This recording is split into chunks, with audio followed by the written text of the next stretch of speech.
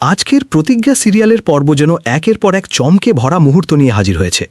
এমন কিছু সত্য সামনে এসেছে যা শুধু অভি আর ছুটির সম্পর্ককেই নয়, পুরো গল্পের মোড়ই বদলে দিতে পারে। রুমা কাঞ্জিলাল কি সত্যিই নির্দোষ, নাকি সবাইকে বোকা বানিয়ে নিজের আসল উদ্দেশ্য লুকিয়ে রেখেছেন? ছুটির বাবার মুখে শোনা সেই ভয়ঙ্কর ঘটনার পর কি এবার অভি বুঝতে পারবে যে সে ভুল মানুষকে বিশ্বাস করছে? আর সবকিছুর শেষে যে ডিভোর্সের ইঙ্গিত দেখানো হয়েছে, সেটাই কি সত্যি অভি ও ছুটির সম্পর্কের শেষ অধ্যায়, নাকি এখান থেকে শুরু হবে এক নতুন লড়াই? আজকের পর্বের প্রতিটি দৃশ্য ছিল রহস্য, আবেগ আর উত্তেজনায় ভরপুর। তাই শেষ পর্যন্ত আমাদের সঙ্গেই থাকুন, কারণ এই ভিডিওতে আমরা বিস্তারিত আলোচনা করব আজকের পুরো পর্বের প্রতিটি গুরুত্বপূর্ণ ঘটনা এবং আগামী পর্বে কি কি ঘটতে পারে সেই সম্ভাবনাও তুলে ধরব। পর্বের শুরুতেই দেখা যায় ছুটি নিজের বাবার সঙ্গে দেখা করার দৃঢ় সিদ্ধান্ত নিয়ে থানার উদ্দেশ্যে রওনা দেয়। কিন্তু যাওয়ার আগে সে একটি গুরুত্বপূর্ণ কাজ করে। সে তার শাখা পলা খুলে সাবিত্রী দিদির কাছে গচ্ছিত রেখে যায়। এই ছোট্ট ঘটনাটি অনেক দর্শকের কাছেই হয়তো সাধারণ মনে হতে পারে, কিন্তু এর মধ্যে লুকিয়ে ছিল ছুটির মানসিক অবস্থার প্রতিফলন। সে জানে সামনে এমন একটি সত্যের মুখোমুখি হতে চলেছে যা তার জীবনের গতিপথ বদলে দিতে পারে। তাই সমস্ত দুশ্চিন্তা নিয়েই সে বাবার সঙ্গে দেখা করতে যায়। অন্যদিকে একই সময়ে অভির অফিসে ঘটে যায় আর একটি গুরুত্বপূর্ণ ঘটনা। সেখানে ইন্দ্র এসে হঠাৎই রুমা কাঞ্জিলালকে দেখতে পেয়ে বিস্মিত হয়ে যায়। শুধু বিস্মিতই নয়, তার মুখে স্পষ্ট আতঙ্কও ফুটে ওঠে, কারণ রুমা কাঞ্জিলালকে সে এমন একটি পরিচয় চেনে যা অন্যদের অজানা। ইন্দ্রের চোখে মুখে সেই ভয় দর্শকদের মনে আরও বড় প্রশ্ন তৈরি করে। রুমা কাঞ্জিলাল আসলে কে? তিনি কি সত্যি একজন সাধারণ ব্যবসায়ী, নাকি তার অতীতের সঙ্গে জড়িয়ে আছে আরও ভয়ঙ্কর কোনো রহস্য? রুমা কাঞ্জিলাল তখন খুব স্বাভাবিক ভঙ্গিতে অধিকে জানায় যে তারা একে অপরকে চেনে এবং তাদের মধ্যে একটি ব্যবসায়িক সম্পর্ক তৈরি হয়েছে। কিন্তু অভি ব্যক্তিগত কোনো আলোচনায় না গিয়ে শুধুমাত্র অফিসের কাজ নিয়ে কথা বলতে চায়। অভির এই ব্যবহার দেখে মনে হয় সে এখনও রুমাকে সম্পূর্ণ বিশ্বাস করলেও নিজের পেশাদারিত্ব বজায় রাখতে চাইছে।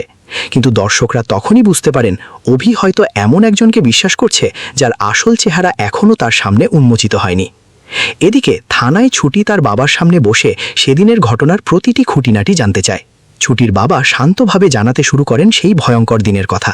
তিনি বলেন, রুমা কাঞ্জিলাল আশ্রমে এসে সবাইকে বন্দুক দেখিয়ে ভয় দেখিয়েছিলেন। শুধু তাই নয়, তিনি আশ্রমের দলিলও নিজের হাতে তুলে দিতে বলেছিলেন। পরিস্থিতি এতটাই ভয়াবহ হয়ে উঠেছিল যে আশ্রমের সবাই আতঙ্কে কাঁপতে শুরু করে। ছুটির বাবা স্পষ্টভাবে বিশ্বাস করেন রুমার উদ্দেশ্য মোটেও ভালো ছিল না। এই কথাগুলো শোনার পর ছুটির মনে আর কোনো সন্দেহ থাকে না। সে নিশ্চিত হয়ে যায় যে তার বাবার কথাই সত্য এবং রুমা কাঞ্জিলালের মুখোশের আড়ালে লুকিয়ে আছে বিপজ্জনক এক চরিত্র। অন্যদিকে রুমা কাঞ্জিলাল নিজের বিরুদ্ধে ওঠা অভিযোগ অস্বীকার করে জানান তিনি কখনো কাউকে গুলি জানাননি, তবে আত্মরক্ষার জন্য অস্ত্র ব্যবহার করতে জানেন এবং প্রয়োজনে নিজেকে রক্ষা করতে পারেন। তার এই বক্তব্য পরিস্থিতিকে আরও জটিল করে তোলে, কারণ একদিকে রয়েছে ছুটির বাবার প্রত্যক্ষ সাক্ষ্য, অন্যদিকে রুমার আত্মবিশ্বাসী অস্বীকার। ফলে সত্য আসলে কোথায় তা নিয়ে দর্শকদের কৌতূহল আরও বেড়ে যায়। রাত গভীর হলে ছুটি রায়বাড়িতে ফিরে আসে। ঠিক সেই সময় পুরো বাড়ি অন্ধকারে ডুবে যায়, কারণ কারেন্ট থাকে না। চারদিকে এক অদ্ভুত নীরবতা আর অস্বস্তিকর পরিবেশ তৈরি হয়। অভির মনে হতে থাকে যেন ছুটি তার সামনে দাঁড়িয়ে আছে। সেই মুহূর্তে তার ভেতরে কাজ করতে থাকে অজানা এক অনুভূতি। যদিও সে নিজের মনকে বোঝানোর চেষ্টা করে, তবুও ছুটির অনুপস্থিতি তাকে ভিতরে ভিতরে অস্থির করে তুলেছিল। এই দৃশ্যটি স্পষ্ট করে দেয়, যতই অভি নিজেকে কঠোর দেখানোর চেষ্টা করুক না কেন, ছুটির জন্য তার মনে এখনও গভীর অনুভূতি রয়ে গেছে।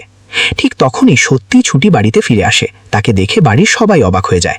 শাশুড়ি মায়ের সামনে দাঁড়িয়ে ছুটি বিনয়ের সঙ্গে ক্ষমা চেয়ে জানায় সে কাউকে না জানিয়ে শুধু নিজের বাবার সঙ্গে দেখা করতে গিয়েছিল। তার কণ্ঠে ছিল অনুশোচনা, কিন্তু একই সঙ্গে ছিল বাবার প্রতি দায়িত্ববোধ।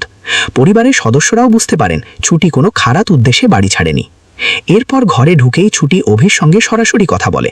সে দৃঢ় কণ্ঠে জানিয়ে দেয় তার বাবা নিজের চোখে রুমা কাঞ্জিলালকে বন্দুক হাতে দেখেছেন এবং তিনিই গুলি চালিয়েছিলেন। তাই অভি ভুল মানুষকে বিশ্বাস করছে। ছুটি অভিকে অনুরোধ করে অন্তত একবার যেন সে নিজের সিদ্ধান্ত নিয়ে নতুন করে ভাবার চেষ্টা করে। কিন্তু অভি এই অভিযোগ শুনে ভীষণ ক্ষুব্ধ হয়ে ওঠে। সে মনে করে ছুটি তার বিশ্বাসকে প্রশ্নবিদ্ধ করছে এবং এমন একজন মানুষের বিরুদ্ধে অভিযোগ তুলছে যাকে সে সম্মান করে। অভি তখন ছুটিকে একটি গুরুত্বপূর্ণ প্রশ্ন করে, সে কি কোনোদিন ছুটির সঙ্গে অন্যায় আচরণ করেছে? কখনো কি তাকে অসম্মান করেছে বা কষ্ট দেওয়ার চেষ্টা করেছে? অভির এই প্রশ্নের মধ্যে ছিল তার নিজের অসহায়তা এবং আহত বিশ্বাসের প্রতিফলন। সে বোঝাতে চায় সম্পর্কের ভিত্তি যদি বিশ্বাসী না থাকে, তাহলে সেই সম্পর্ক টিকিয়ে রাখা কতটা কঠিন। অন্যদিকে ছুটি বিশ্বাস করে সত্য একদিন না একদিন অবশ্যই সামনে আসবে। সে জানে এই লড়াই শুধু তার নিজের নয়, তার বাবার সম্মান এবং ন্যায়ের জন্য, তাই সে কোনোভাবেই পিছু হটতে রাজি নয়। এই মানসিক দ্বন্দ্বই অভি ও ছুটির সম্পর্ককে আরও জটিল করে তুলছে এবং দর্শকদের আগ্রহ প্রতিনিয়ত বাড়িয়ে দিচ্ছে। সবশেষে আগামী পর্বের ঝলক যেন পুরো গল্পে নতুন বিস্ফোরণের ইঙ্গিত দেয়। সেখানে দেখা যায় রুদ্রদেব স্পষ্টভাবে চান অভি এবং ছুটির ডিভোর্স হয়ে যাক। তার মতে এই সম্পর্ক আর টিকিয়ে রাখার কোনো অর্থ নেই। অন্যদিকে ছুটিও জানিয়ে দেয় সে আর এই চুক্তিভিত্তিক জীবনে আটকে থাকতে চায় না, সে মুক্তি চায়, নিজের মতো করে নতুন করে জীবন শুরু করতে চায়। কিন্তু এখানেই সবচেয়ে বড় প্রশ্ন, ছুটি কি সত্যি অভিকে ছেড়ে চলে যাবে, নাকি শেষ মুহূর্তে এমন কোনো সত্য সামনে আসবে যা অভিকে নিজের ভুল বুঝতে বাধ্য করবে? রুমা কাঞ্জিলালের আসল মুখোশ কি অবশ্যই খুলে যাবে, আর ছুটির বাবার অভিযোগ কি প্রমাণিত হবে? এসব প্রশ্নের উত্তর জানতে হলে অবশ্যই দেখতে হবে প্রতিজ্ঞার আগামী পর্ব, কারণ গল্প এখন এমন এক মোড়ে এসে দাঁড়িয়েছে যেখানে একটি সত্যই বদলে দিতে পারে সবার ভাগ্য এবং অভি ছুটির সম্পর্কের ভবিষ্যৎ।